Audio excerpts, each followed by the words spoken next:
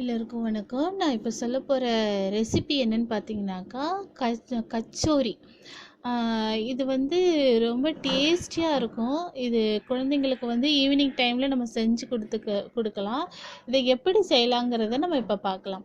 இதுக்கு தேவையான பொருள் என்னன்னு பார்த்தீங்கன்னாக்கா கோதுமை மாவு வந்து அரை கப் எடுத்துக்கணும். மைதா மாவு அரை கப்பு, எண்ணெய் வந்து 1 டேபிள் ஸ்பூன், ஆப்ப சோடா 1 சிட்டிகை. ஓகேங்களா? உப்பு வந்து தேவையான அளவு எடுத்துக்கங்க. இதுக்கு பூர்ணம் செய்ய பச்சை பட்டாணி 1 கப்பு.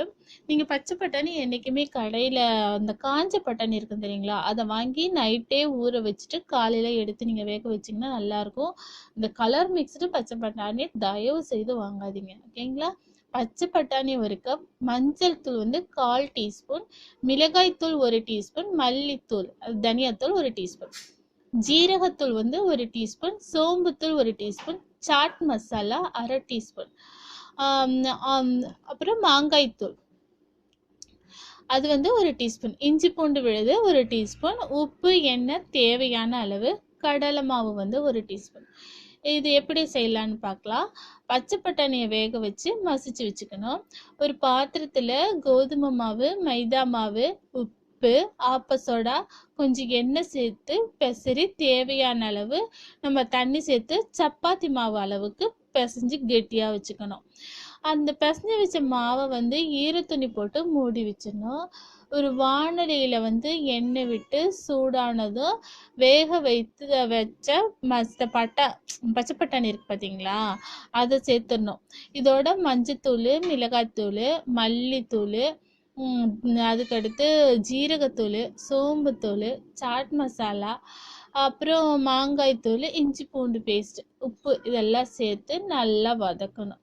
1 டேபிள் ஸ்பூன் கடலை மாவையும் இது நல்லா வதங்கி ஓரளவு பதத்துக்கு வந்தவொடனே 1 டீஸ்பூன் கடலை மாவை வந்து நல்லா கலக்கி அதில் ஊற்றிட்டு நல்லா கிளறி விட்டுடணும். கிளறி கொஞ்சம் நல்லா வெந்த பிறகு இறக்கணும். அப்புறம் உதிரியான பூரணம் தயாராயிரும். ஒரு கெட்டி பதத்துக்கு, சரிங்களா, சுக்கா இறக்கணும்.